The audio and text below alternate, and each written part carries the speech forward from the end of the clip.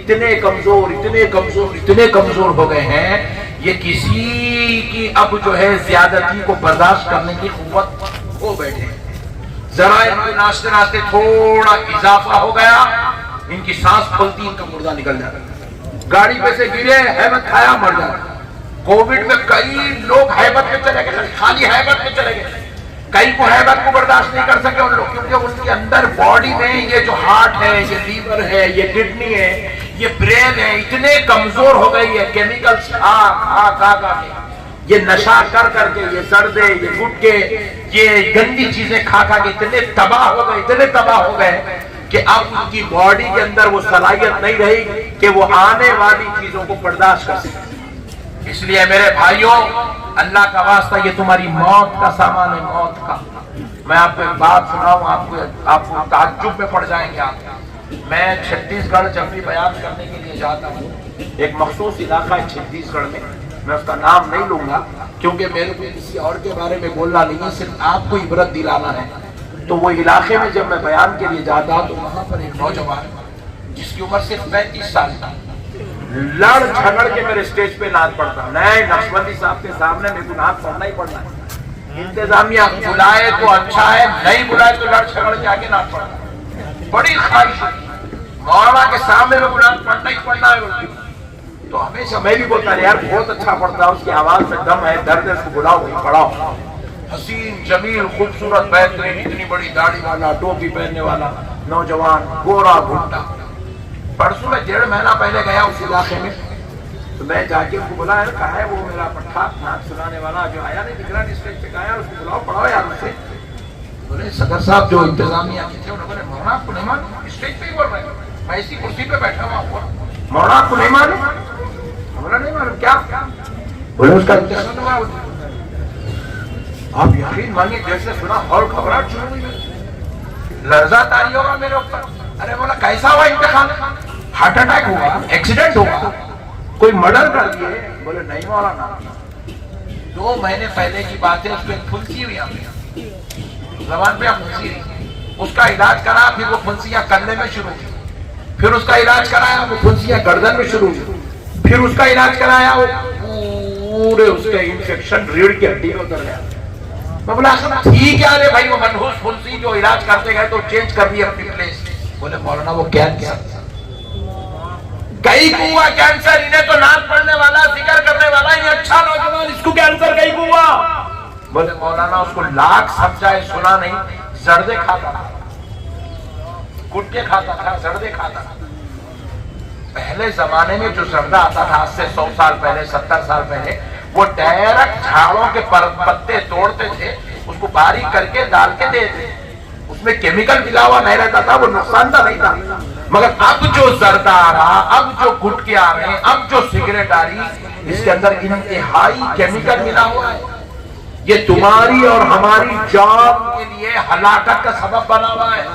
مسلمانوں 35 سال کا نوجوان صرف زردے گٹکے کھا کے 2 چھوٹے بچیاں دنیا میں چھوڑ کے چلے گیا، 28 سال کی بیوی کو بیوہ کر کے چلا گیا، بوڑھے باپ کے کندھے پہ جوان بیٹے کا جنازہ چلا کے چلا گیا، جاتے جاتے ماں کو جوان بیٹے کی موت کا صدمہ دے کے چلا گیا، ماں ابھی تک سنبھلنے کو تیار نہیں۔ کیا مٹھی کا شوق ہے یار بھائی، کیا بے خوش شوق ہے، کیا اس سے پیدا ہونے والا ہے؟ چلو بھائی اس سے باڈی کو کوئی اچھی مل رہی، قوت مل رہی، کوئی اچھی خوشبو آ رہی، کوئی اچھی چیز ہے کھانے سے پیدا ہو رہا تو کریں گے۔ کیا بیکار چیز خلیج تھرڈ کلاس روم میں۔ کل میں جو ایک جرنی کر رہا تھا، ایک بچہ ملا راستے میں، السلام علیکم ورحمۃ اللہ، وعلیکم السلام، خیریت بیٹے؟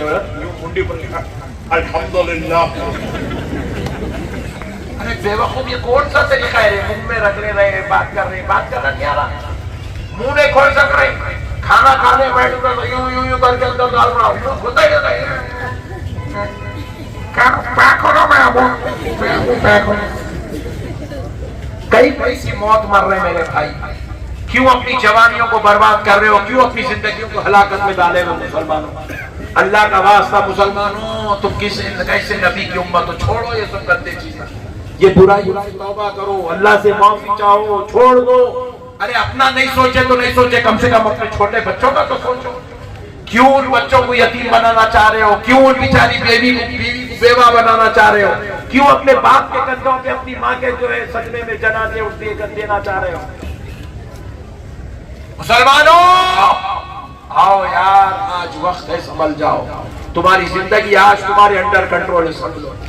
میری بہنیں بھی آئی ہوئی ہیں، میری ماں آئی ہوئی ہے، ان سے بھی ایک گزارش کر رہا ہوں، میری بہنوں، اللہ نے تم کو گھر کی عزت بنایا ہے، اپنے گھر کی عزت بن کے رہو، اپنے گھروں کو سنبھالو، بے پردہ مت ہو، عیش و عشرت مت کرو. یہ 4 دن کی دنیا ہے، 4 دن کی، یوں آئی یوں ختم، یوں آئی یوں، اس کا کوئی وقار نہیں ہے. کئی بڑے بڑے ناچنے والے ناچ مر گئے، آج ان کی کوئی ویلو نہیں ہے، کوئی ویلو نہیں ہے آج ان کی دنیا کے اندر. کوئی کتا بھی نہیں پوچھ رہا ان کو.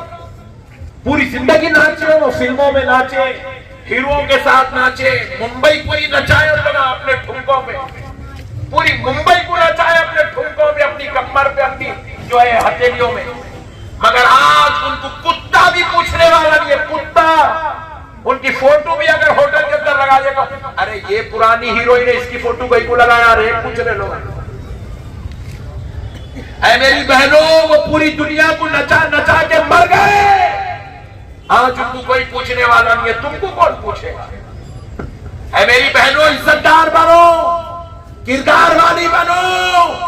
مرنے کے بعد یہ ناچنا کام نہیں آئے گا، یہ بے پردگی کام نہیں آئے گی، یہ حرام کاری کام نہیں آئے گی. یہ لڑکا پورے بالا چھوڑ رہے ہیں، کئی عورتیں اپنے بالوں کو کلر کر لے رہی ہیں، کئی عورتیں جو ہے اپنی شوہروں کو لڑ کے زندگی گزار رہی ہیں. شوہر ادھر، بیوی ادھر، کوئی ویلو نہیں ہے ان کو شوہر کی. گیا جا، تیرے جیسے چھپن ہے میرے پاس، نعوذ باللہ. اے میری بہنوں، اللہ کے عذاب سے ڈرو، اللہ کے عذاب سے ڈرو، اللہ کے قہر سے ڈرو، اللہ کے جاہو جلال سے ڈرو. آؤ اللہ کی طرف پلٹو، اپنی اولاد کی اچھی تربیت کرو. نوجوانوں، اپنے ماں باپ کے ساتھ حسن سلوک کرو، ماں باپ کے ساتھ بدتمیزی مت کرو، بد اخلاقی مت کرو. سنو اے مسلمانوں، تم نماز پڑھو، روزہ رکھو، زکوٰۃ دو، حج کرو، پھر گھر کو آ کے ماں باپ کے ساتھ بدسلوکی کرو. بس یہ ایک بدسلوکی اتنی سو کی عبادت کے بعد بھی تمہیں دوزخ میں لے کر چلے جائے. رسول اللہ صلی اللہ علیہ وسلم نے فرمایا، جس بیٹے کا باپ اس سے راضی ہے، اس بندے سے اس کا رب راضی ہے، اور جس بیٹے سے اس کا باپ ناراض ہے، اس بندے سے اس کا رب ناراض ہے.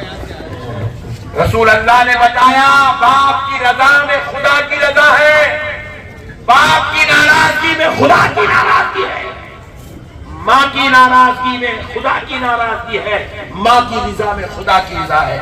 اللہ کا واسطہ مسلمانوں، نشے کو چھوڑو، حرام کے کاروبار چھوڑو، سود کے کاروبار چھوڑو، ماں باپ کی نافرمانی، بد کلامی، لڑنا جھگڑنا چھوڑ دو.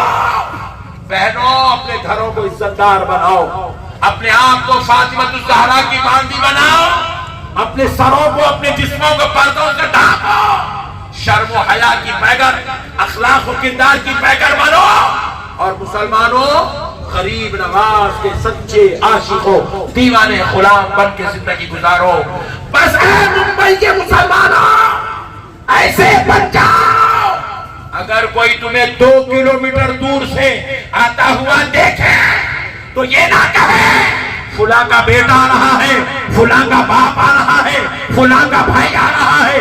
دیکھنے والا کہے، دیکھو دیکھو، مدینے والے مصطفیٰ کا غلام آ رہا ہے. سبحان اللہ، سبحان اللہ. عاشق بنو، سچے مومن و مسلمان بنو، اللہ کی عبادت کرو، رسول اللہ کی غلامی کرو، حلال کی کمائی کماؤ، حرام کے راستے چھوڑ دو. ناجائز تعلقات، غلط بچیوں سے چیٹنگ کرنا، فیس بکوں پہ ننگے ناچ گانے دیکھنا، یوٹیوب پر گندی سرچ کرنا بند کر دو. مسلمانوں، اللہ کا خوف دل میں رکھو، خبر اور محشر میں مولا کو منہ دکھانا ہے، اس خیال کے ساتھ زندگی گزارو. وما علینا الا البلاغ والحمد للہ. حضرات